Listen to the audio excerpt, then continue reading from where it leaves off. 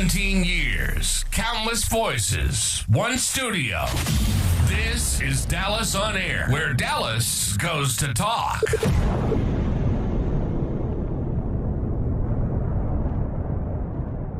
Hello, this is Adrien CARSON. I'm your host. Welcome to today's episode of The Groove, a podcast about dance from every perspective, a transformational show that's just a vibe. Welcome to the couch. The Groove, sponsored by the flyest station in the nation, flyradio.com, your station for music lovers. Listen live 24 hours on flyradio.com. Download our app from the Google Play Store for talent or advertising opportunities. Please call 773-FLY-DIVA, otherwise known as 773-359-3482.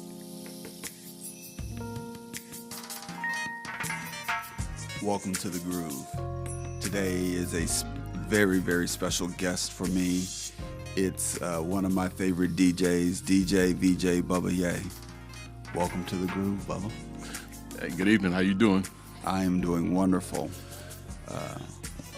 One of the things I want to start with is how I got to be here on Dallas on Air. So this has been a dream of mine for quite a few years, and I wanted to make sure that we had the right type of platform. Didn't want to do any of the other social media ones, and one day Bubba called me and said, "Hey, I got the perfect spot for you." And he told me about Dallas on Air. And the reason I'm calling this out is because as men, rarely do we do anything to help somebody accomplish their dreams or goals. And so I try to surround myself around the type of men and women that are about empowering others to be the very best version of themselves. So, Bubba, I want to publicly thank you, because I would not be here without you helping me with this dream. You're welcome, man. Anything I can do. So tell me, when did you know you wanted to be a DJ? Ooh. Just a love of music. I didn't think the DJ bug hit me till about 81. That's a long time ago. I was in a trade school, and this guy that was playing the music at the student union, man, he had this song by Cameo, "Why Have I Lost You?" Oh, one of my favorites. But it was a different tempo. It was like more of an upbeat tempo. And I was like, man, where did he get that? So I started hanging out with him. So when I got out of that school, I came back home and I met a guy out of Denison, Texas, named of Gary Wimberly, G Magic. Took me under his wing, just, mentored me. And that's, I just fell in love with it. And for years, I thought Adrien was part of my family. My mother had so many Adrien records in the house. So, but it's just been a love of music throughout my whole life. My grandmother ran a country ball. Oh. Yes. So, hey, that's the way it goes. Huh, interesting. I didn't know that. Yeah.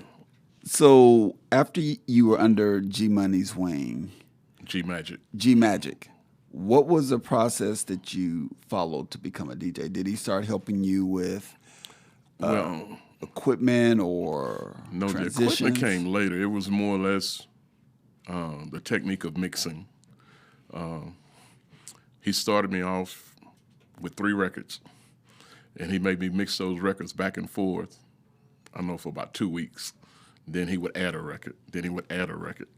And after I got about a 30-minute set, he let me open up for him at the club. Oh.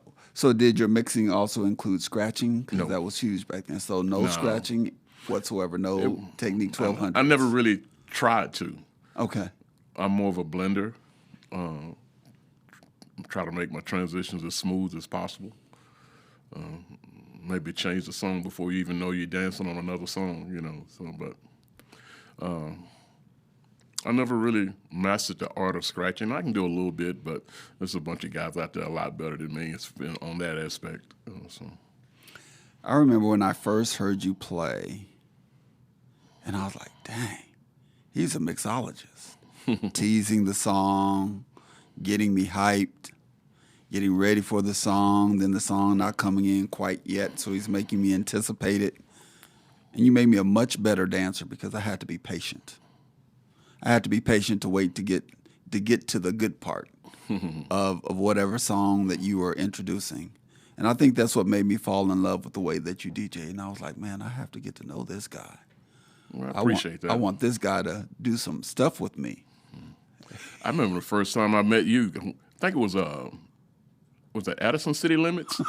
Yeah. I was working with Jerry, and even long before that, people were using my mixtapes for their swing out classes, and I think that's how Jerry met me. He just happened to hear me playing somewhere and heard my name, and he ran up to the DJ booth. Said, "Man, I've been playing your mixes," So it's like that's how that came about with the swing out. And then, like I said, I met you at I think that was Addison City Limits out there off of Beltline. Beltline, yeah. And we just hit it off. And then I guess came around. We started working together. So yeah, how long this been? Long time. Yeah, it's been quite a while. Yeah, about 13, almost 15 years, maybe a little longer than that. Somewhere in there. Yeah. Well, you were my big brother. So what did your practice look like when you started practicing? What did that entail? Oh, man. Every house I had, whether it's a house or apartment, I've always had a 2 or 3 bedroom, and one of them was always my studio. And I would be back there practicing even before, had CDs. It was 1200s, Technique 1200s with all the records, toting these heavy crates everywhere. And back then, the mixers didn't have samplers, so I bought an external sampler, and I was creating stuff back then. But it's always been a practice. Wake up at 1 o'clock in the morning with something in your head and go back there and turn on loud music. Okay. All right. So you mentioned some of the mentors that you had. How many DJs have you mentored? It's advice to a lot, but actually just maybe a couple under my wing. It don't work out so well sometimes, I grew up in an era where I don't care how good I be or where I go or whatever I do, I'll never be as good as Gary. That's who I looked up to. So whatever he does is, so sometimes you get guys, they work 2 or 3 weeks or be around you 2 or 3 weeks, and then here come the trickery. So I'd rather just give you some good advice and leave it at that. and do with it what you will, if anything. There seems to be a lot of, not so much anymore, but in certain circles, animosity. Yeah, to each his own. I've encountered, I think anybody that's in the entertainment business has encountered, animosity or, some guys, everything about them is competition. I would rather collaborate than compete with you. So I just think that everybody has their own lane. I just happen to know a lot about a lot of lanes. So. My DJ experience was short-lived. You may not know this, but when I was in the Philippines, we had, you remember the double cassette players? Yeah, with the pitch control. Absolutely. So I had the double cassette players, and my mother worked at the Bass Exchange. So she had all the new music that came in from the States. So I always had all the latest music. Everyone always came to our house for parties. And so I called myself making mixtapes, blending them and messing with the pitch. And I thought I could DJ. And then my godbrother, Daryl Lindsay, came over, and he moved me aside, and he goes, "Man, you don't know what you're doing." And he started blending and mixing and splicing and all of that other kind of stuff. And he goes, "Why don't you just let me do this? And you stick to dancing." And I said, "Okay, I will stick to dancing." And I would say, as far as DJs and mixing go, as far as men, you and him, for me, are 1A and 1B. You're both that good. And then another friend of mine named Eric Chapman that was with the Two Live Crew and all of them back in the day. But you are my top 3 as far as men that I don't care what you do, I'm going to be on the floor. Cool. I appreciate that. I think that there's a lot of guys out there that I admire as far as, what they do as DJs. But, I think everybody has a little arrogance to them. Everybody does, because you want to be good and you want to be confident.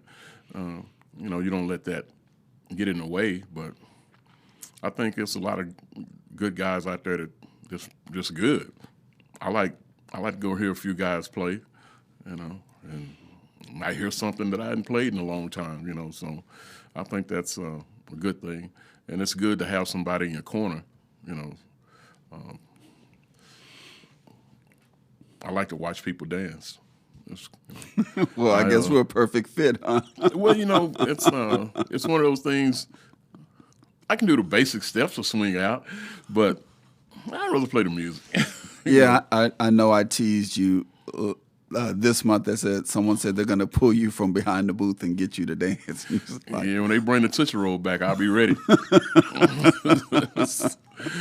So when did you, after you left your mentor and you finished opening for him, how did your first gig where you got paid come about?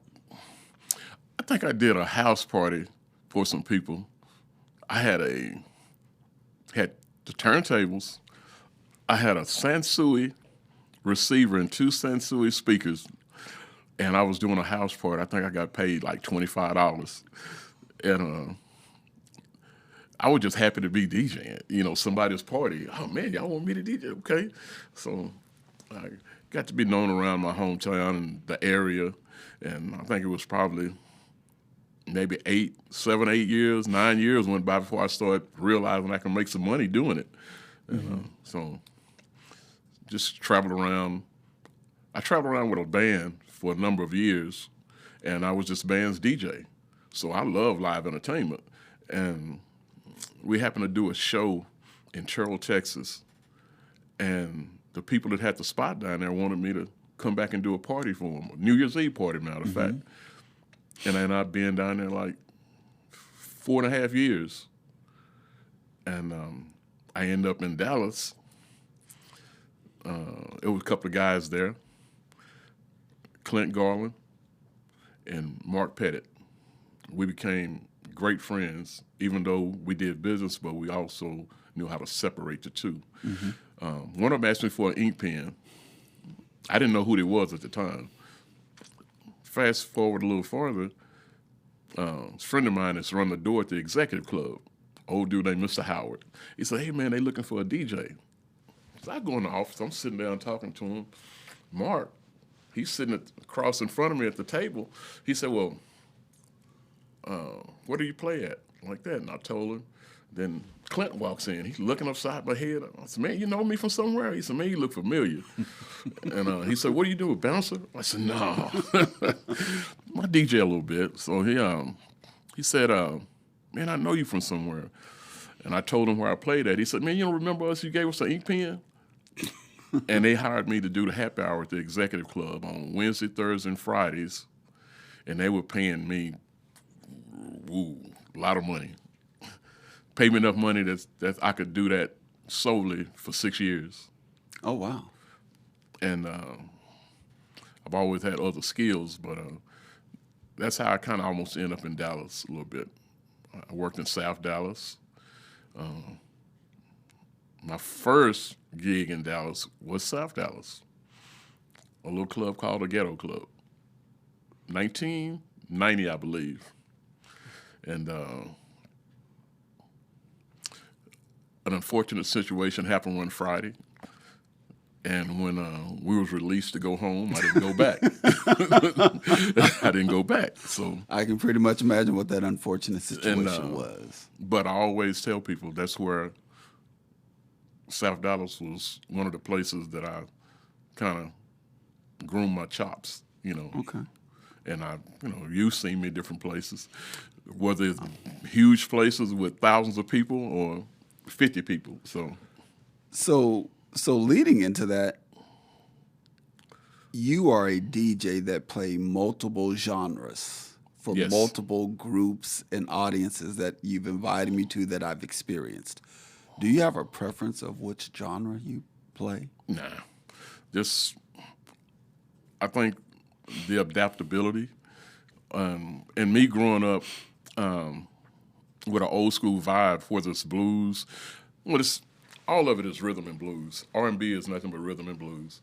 So as I got older, then the rap came in, the hip hop came in. So I experienced it all. Mm-hmm. So I never really just tune in on just one thing. I just maybe a little fluent with all of them, whether it's hip hop, reggae, a little Latin, a little Zydeco, blues, what they call in Southern Soul now, old school. Love old school funk. So. But I don't really have a preference. Just whatever you throw in front of me, I can handle it. I knew that you were next level when you probably forgot about this. You were doing a party at SMU. Oh. And the crowd was different than what I thought it would be. Yeah. And you were mixing as if you were mixing R&B, and they were losing their mind. Yeah. It was a group. I think I did it for 4 years until them guys graduated. They were called Brothers of Christ or something like that. It was weird on how that came about. Matter of fact, Nippy Jones introduced them to me. Oh. And those were some great kids. And, man, we used to have a ball. I did all of their functions. They were on fire. Yeah. How would you describe your DJ style other than mixing? Other than what? Mixing. I don't know. I'm more of I pride myself on things just being smooth, just a nice flow. I just say precision, I think. I'm not going to say everything I do is flawless, but, some of the best things in the world have some flaws. True. I would say that when it comes to perfection, the people that I'm closest to are always the ones seeking it. Yeah. You, in your mashups, make me and my classes lose our mind because of all of the musicianship that you put in it. So I ask every DJ this: what is your go-to song? And obviously for you, it's going to depend on the crowd. So feel to share. What's your go-to song when you know you need to get the floor right? Man. I'm not going to even say a line dance because everybody likes them. And I think that I like to see people dance. Most of the time, old school kind of crosses the whole board. Sometimes you can catch a nice old school song. That, like I said, depends on the mood of the crowd and what you're doing it for. I really couldn't tell you anything about a lot of maybe the younger crowd, because I think I cut everything off around 35. And if anything lower than that, I try to avoid it. So, but I really don't have a go-to song. I just vibe off of what's going on at that particular time. Okay. Tell me how you got into Southern soul music. Man, it's really, when you had the traditional jazz, and then the Kenny G's come along, they called it contemporary, and then you had the gospel, and then you had the contemporary gospel. Well, blues was blues. So back in the day, I was mixing blues back in the 80s on vinyl, and it's just, I was doing that then. It's just it wasn't as popular as it is now. So I think in 2012, I want to say it was 2012, I started my YouTube channel. And I was just posting mixes on there. And I have a mix on there that's probably got well over 2 million views, one mix. And it's like, I've had people call me from all over. Man, that's I like that, man. Can you send that to me? You know, whatever. And I have a friend in Atlanta. He told me, he said, you didn't choose Southern Soul chose you. And he's the one that guided me to do YouTube. After I had went to one of the local radio stations and pitched them an idea on a Southern Soul show. I told him, I said, man, you can just give me 2 hours.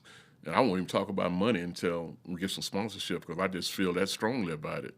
And God told me, we don't play that kind of music over here. So that's when the grown folks spot came alive. I started doing it myself on Sundays, and I went from, I think, 22,000 subscribers in 4.5 years to right at 42,000 subscribers now. Well, let's talk about it. There are some things that we have for you that you brought for us for your podcast and some of the things you do. So we're going to show some of those things and play your theme song and let you talk about them. Well, this theme song was done by a couple of guys, Chad Jones, they call him Mr. Willie, and Mississippi Humming Boy did the lyrics.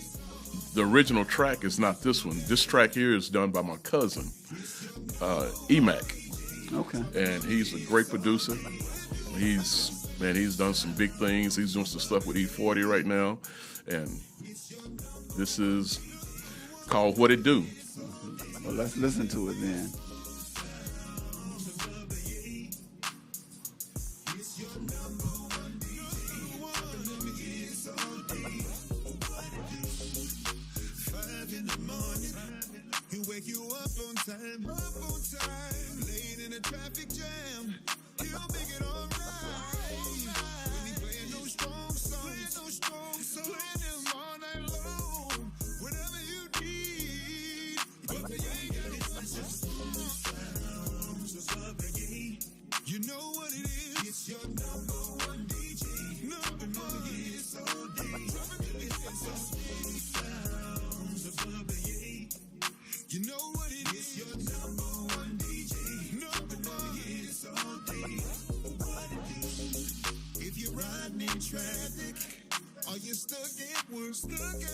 Turn your music up real loud. Yeah, forever you are.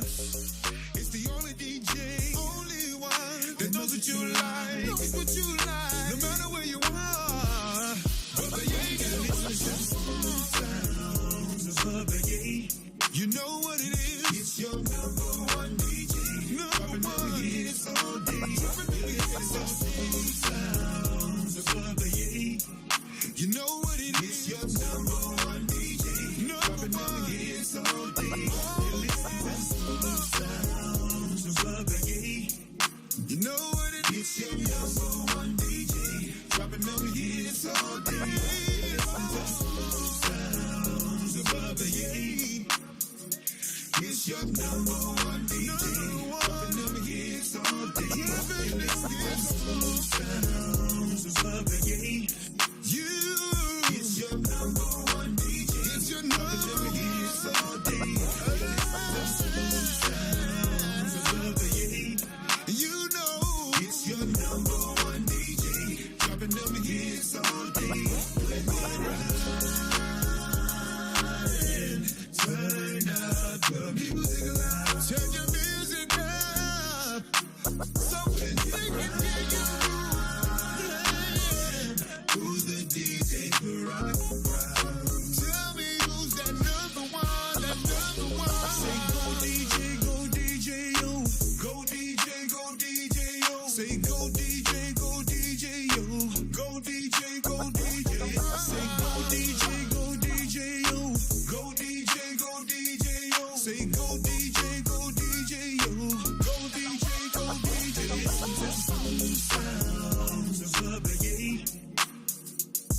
It's your number one DJ, dropping them hits all day.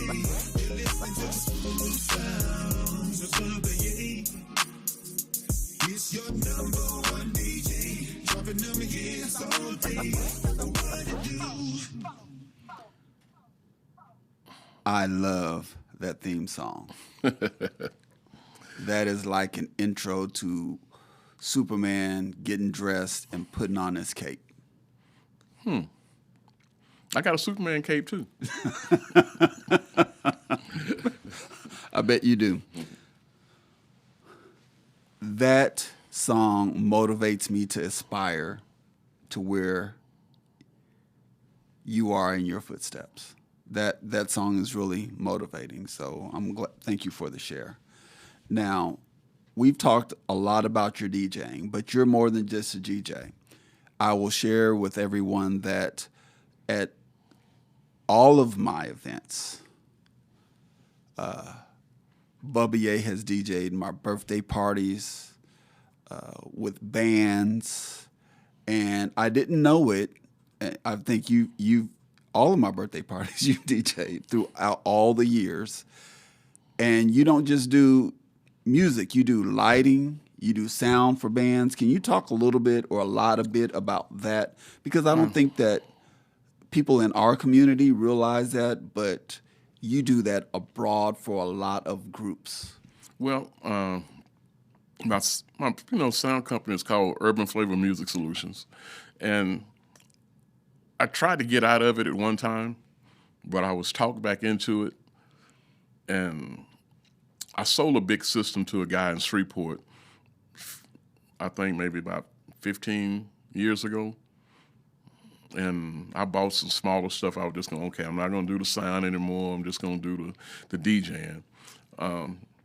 They used to rent my sound equipment at Billy G's when he had all of his shows, like whether it was Denise LaSalle, whether it was Mel Waiters, whether it was Ollie Woodson, whether it was the Temptation Review.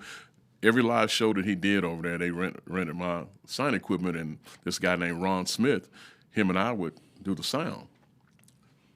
We'd set up, he'd work on the boards, and then I'd go up in the booth and DJ the break, so then I learned a lot from working around the bands as far as like, even at the Arandas over in the South Side. I call it upscale hole in the wall, because at any given time you would see Johnny Taylor sitting in there, Lucky Peterson, people like that all the time. And there was a guy over there that played in a band named Hal Harris, rest in peace, Hal. He taught me a lot about running sound. So I just kind of picked it up and started doing a little bit here and there.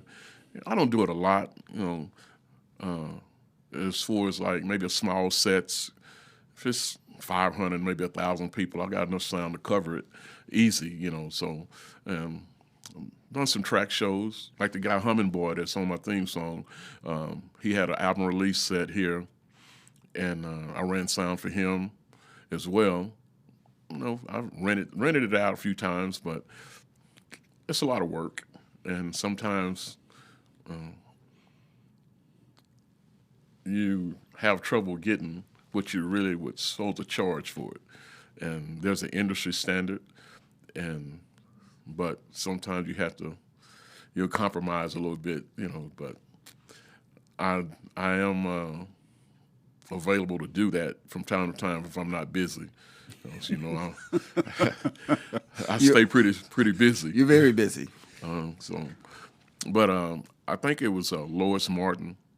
She introduced me to Humming Boy and had me to do his album release party. Lois Martin has a podcast too called Cookie Time Live, and she does a lot of Southern Soul artists on her show. So that's kind of like where I'm at with that, and I'm kind of getting back into it a little bit. It's probably going to be something I do more probably next year of running sound, but I have everything I need. I just got to get some of the DJing out of the way. So, well, I don't think that's going to slow down any. How did your podcast come about? Yeah, like I said, it was I pitched the show to one of the local stations, and at the time, nobody was feeling the Southern Soul on the radio, and when they told me they didn't want to do that kind of music over there, a friend of mine out of Atlanta, he said, man, why don't you go live on YouTube? I said, I didn't even know you could go live on YouTube. He said, all you have to do is have 1,000 subscribers. And at the time, I had like 22,000 subscribers. And so I think I went live on Facebook maybe 3 times. And I went to YouTube, and it's been great ever since. I have listeners from California to New Jersey every Sunday, anywhere from 200 to 300 people viewing the show the whole 2 hours. And it's been taking me all over the country, from Oklahoma to Florida, Georgia, Mississippi, Ohio, Oklahoma, all around the Texas area. So DC. Yeah, DC. Yeah, I love the DC area. I love the go-go.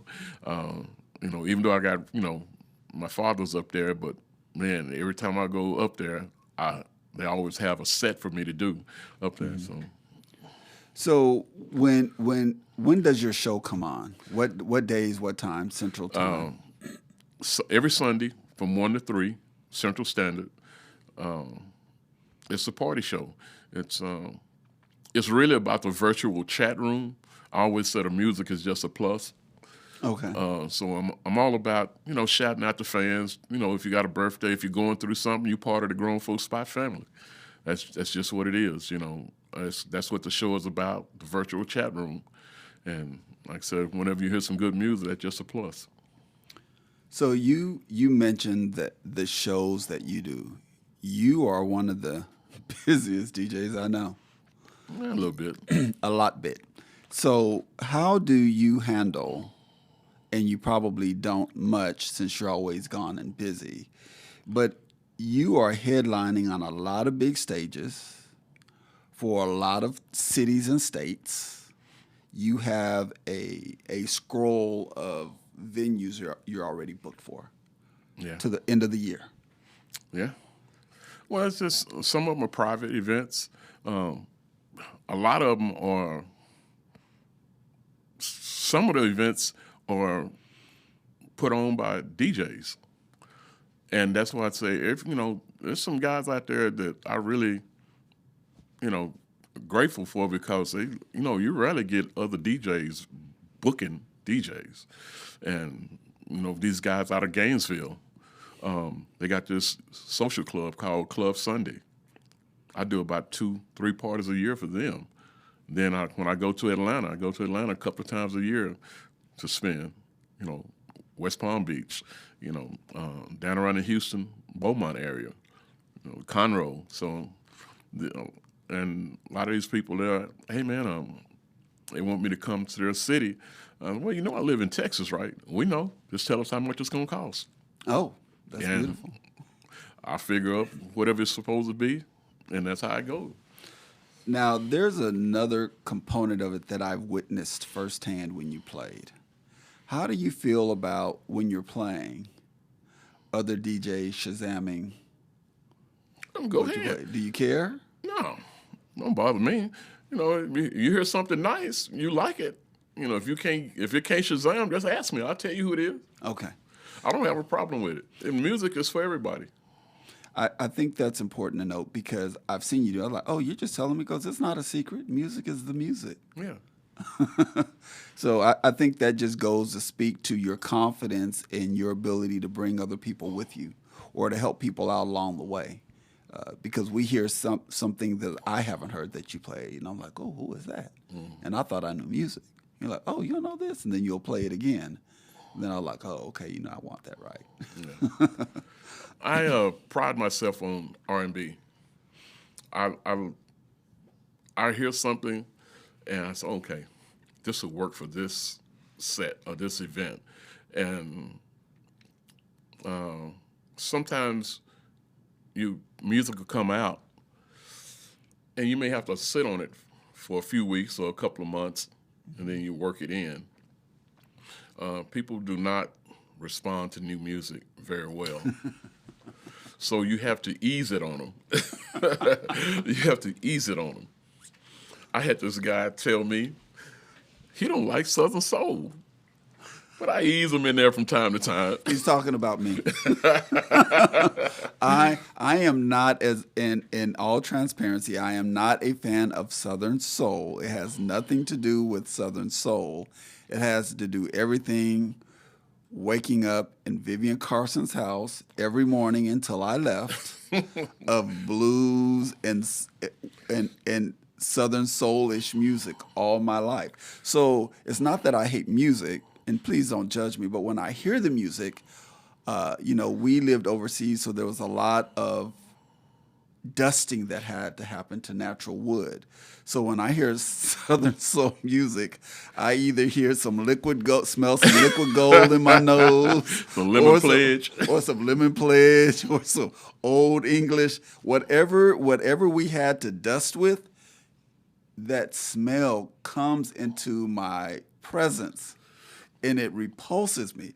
And I love the music because I'm like, oh, I like that. And that's Southern soul, and I was like, yeah. Can you not play it as much? Because other people love it. Some of the guys that's kind of in the Southern soul genre, whatever they're calling it, they're really R&B guys. It just goes back to the roots of soul music and R&B. Good music is good music, no matter how you characterize it. I agree. And so you may not know it's Southern soul, so I just don't say anything. Now, the talking about the dog and the cat and the last $2, I get that. Yeah, that's the old traditional blues. That's the old traditional blues. Yeah. I've become more moderately accepting of that. Well, most of the line dancers are Southern soul. A lot of them. Interesting. Yeah, the pop, drop, and roll. Okay. That's Willie Clayton. And then you got Sexy Man. Then you got If I Back It Up. All of those are Southern soul artists. Okay, that's why I don't do those line dances. Well, it's probably not for you. No, I try to stay in the sexy category as far as line dancing. So I'm with you. So as it relates to, I'm a promoter and we have an amazing relationship. How is it when your interactions of working with other promoters? You mentioned that DJs are other promoters as well. Well, some promoters you don't have to worry about. I'm not saying that all promoters are great at it. They may be great at, putting a show together, but do they handle their business right? And what I mean by that, you put on a show, if it doesn't do well, it's not the entertainer's fault that it didn't do well. They came to perform, they did their job. So then you hear things about promoters. Unless somebody does something to me personally or do me bad personally, I can only be optimistic about it. But if you hear something, then you keep your eyes and ears open. You don't want to jump into something and then get messed over. But I don't have a problem with it. There was some good promoters out there. The guy that promoted CARSON Live when we was out there, that guy was good, man. And just the guy that ran the place, fire marshal was jacking with him, and I think it lasted about a couple of years. Couple of years, and the place was a line to get in. Yeah, 6 o'clock in the evening, it was a line to get in. Yeah, I think we had 3 rooms. I think it was about 1,500 in the main room. That was BMW and TDK. Right. I had about anywhere from 500 in my room, and then Phil had about 350, 450 on the patio, all going at one time. Yeah, it was a consortium of musicianship. Yeah. So. And thank God I never had to wait in a line to get in. Yes. 6 o'clock line wrapped around the building down to the street, so. And when that shut down, I think we moved over to Sting. And at the time, Sting, I think, was a younger adult club. So they didn't have a lot of chairs in there. Grown women are going to sit their purse down, sit their drink down, and walk off. Grown folks want to sit down. Right. They're not trying to stand up all night, so that didn't work out too well. So when you were doing a huge event, what is the platform that you want people to perceive you're DJing at? I figure just all around, just I try to set a mood to get people involved. Whatever that. Sometimes people have a theme that they want to go by, or criteria that they want to project. And I'm not the one to go against the grain. I'm gonna give you what you ask for. And because some people have, like you said, a brand that they wanna do, and some guys go against the grain and do what they want to do, and it don't work out well for them. So I try to always, whatever you ask for, that's what I'm gonna give you, and leave it at that. So I guess doing a show, you just try to get the people and enjoying themselves, talk to them a little bit. That usually get it. Because people come out like that, they're coming to have a good time anyway. Right. So if you can talk a little noise, everything works out okay. What are you? I don't do any cussing and nothing like that, but I talk a little noise. You do sometimes, and I like it. Everyone should know that I don't like my DJs talking a lot. But when they do, it's warranted. Yeah. So I can appreciate that. So I'm glad that they follow that ask of mine. What are your other joys and hobbies? There's a lot of intricacies that you love doing that a lot of people don't know about. Oh, man. I know about them. Man, I love to fish. I shoot pool, bowl a little bit. Man, I like any type of electronic gadget that you can think of. I like it. If you're gonna buy me anything for Christmas, I'd rather for you to get me a gift card to either a music store, Guitar Center, or Best Buy. That's it. That's it. Well, Papa Do's. So, what's the favorite type of fish that you like catching, and what type of bait do you use? Because I have a pond that you haven't been. Well, I have two of them you haven't been to yet. Well, I've been to it, just hadn't fished in it yet. Then there's that too. My favorite fish to fish for is crappie. If I catch a catfish, fine, but I'm not thrilled about it. I'm a crappie bass. I go up to Oklahoma, go striper fishing. I just like fishing, period. Whatever get on the line, if it get caught, it get caught. In ponds, they don't want you to get crappie and perch together anymore. Okay. Because one of them's going to knock the other one out. Because remember when I was getting my pond built, I was like, hey, what kind of fish should I get? And you definitely crappie, bass, perch, catfish. So I told the fishery guy, and he said, well, you're going to need to get one or the other. I would recommend you get these two different types of perch than to get crappie, because they're gonna extinct each other out. Funny you say that. I went to a pond in Greensville one time. Me and some buddies of mine went to this people pond, and they lived in that. They had two ponds, one in the front of the house and one in the back. They had been there like 10 years, and none of them fish. So they let us fish in there. The fish was so plentiful, they were eating each other. There was so many fish in there, and I think we come out of there with like 2 coolers of bass. Just every time you throw in there, and we were using minnows. I rarely use worms or anything. It's just minnows. Sometimes I jig, but just fish, period. Well, you laughed at me when I told you I was afraid to fish in my pond in the back because it probably has some 20-pound catfish back there. I still need to get back there and get a fish monitor back there to see what's in there so I can turn that tank over, because I'm afraid to fish for a man-eater back there. Now, there's something else people don't know about you. You cook really well. I do a little bit. You do a bit. How did you get into cooking? And what do you like to prepare? What's your go-to? Do you have any go-to dishes? Because every time you tell me, I said, what'd you do? I cook. Oh, what'd you cook? Since we both cooks. I like to do oxtails, short ribs. Those are my go-to, really.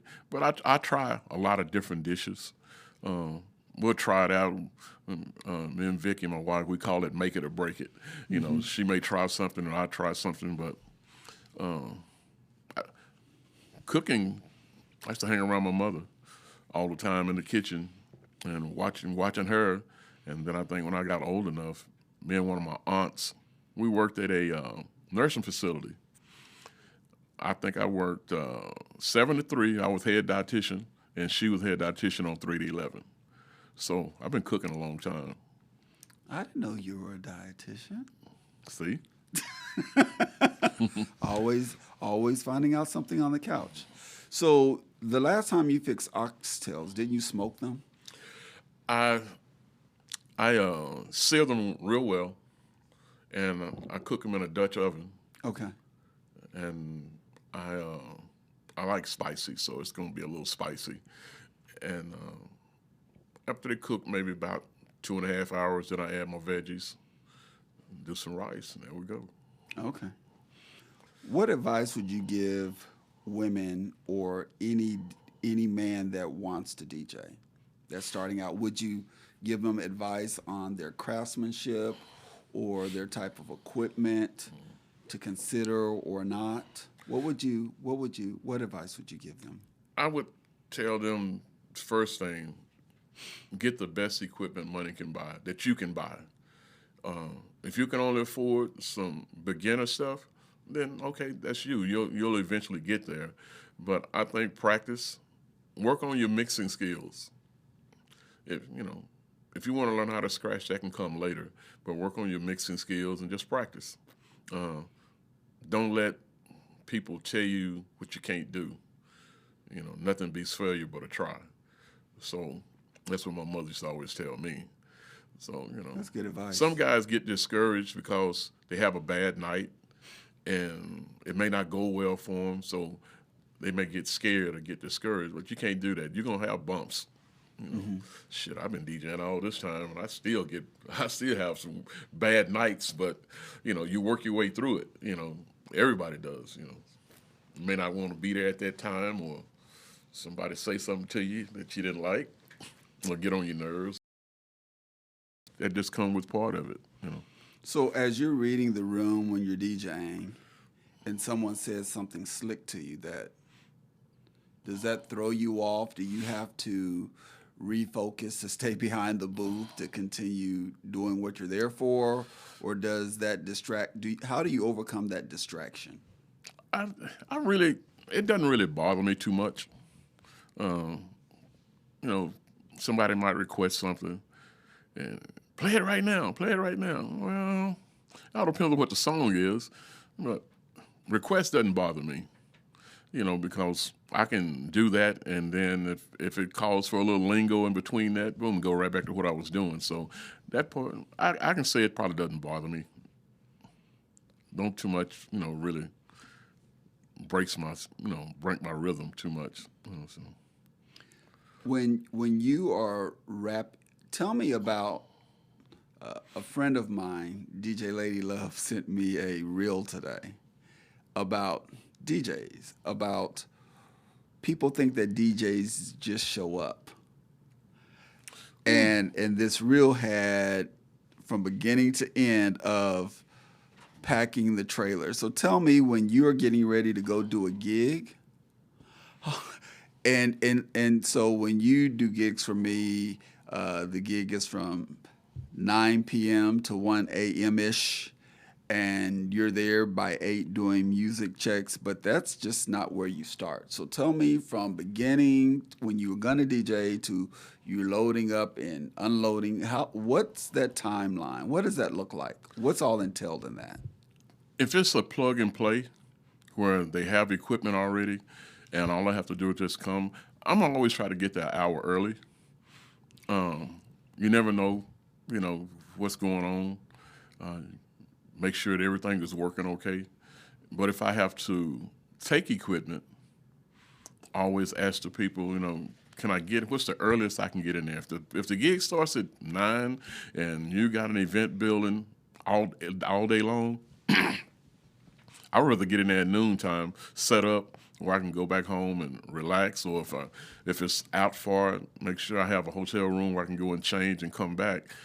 Because if some guys will get there, if it starts at 9, they'll get there at 7 o'clock or 8 o'clock, and you could forget something, or anything could go down, you know. So I've driven way to Fort Worth and forgot my power card.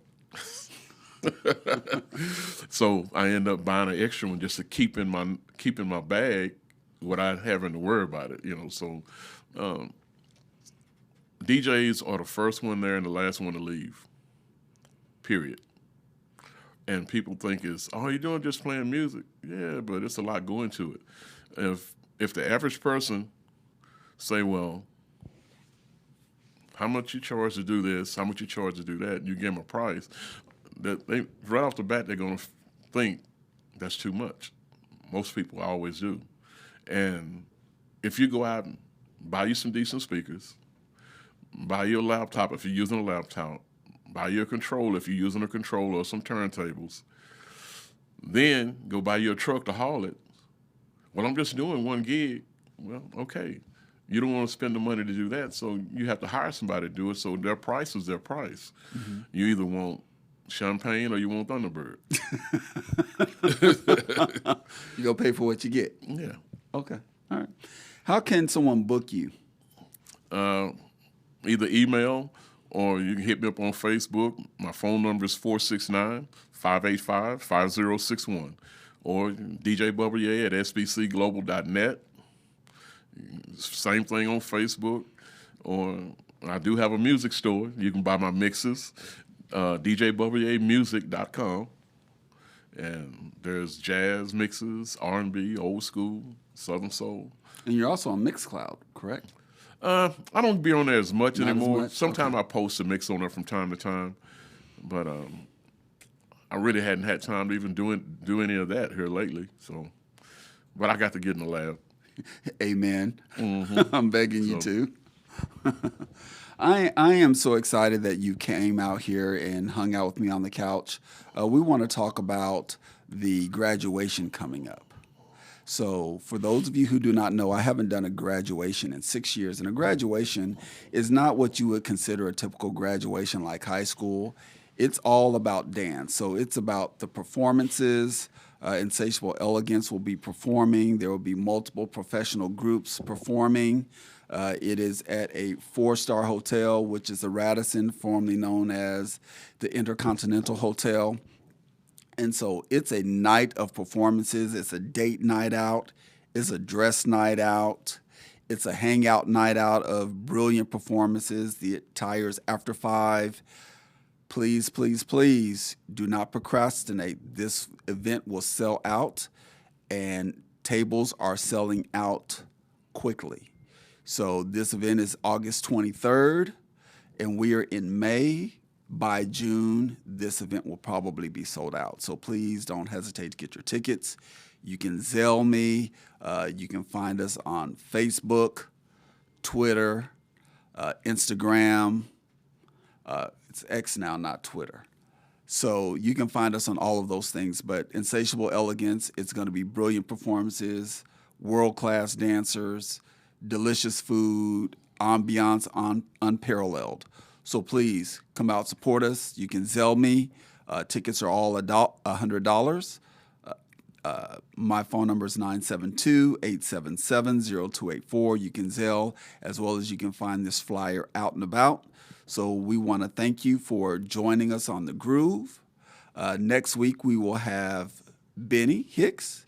He is the president of the SDS Gents. He will be sharing his journey and his organization's nonprofit journey with us. And so we look forward to you all tuning in. Thank you for joining us on the couch. Thank you for hanging out with us on The Groove. Bubba Yae, my big brother, my mentor, my friend. What it do? Thank you so much for coming out. Tune in to A Southern Soul every week on YouTube, and you will have a treat. And please visit his store. And understand his mixes have drops, so you can't steal them. Rightfully so. They're trademarked. So, again, thank you for joining us. Look forward to you all hanging out with us next week on the couch. Until then, stay blessed and be at peace. God bless.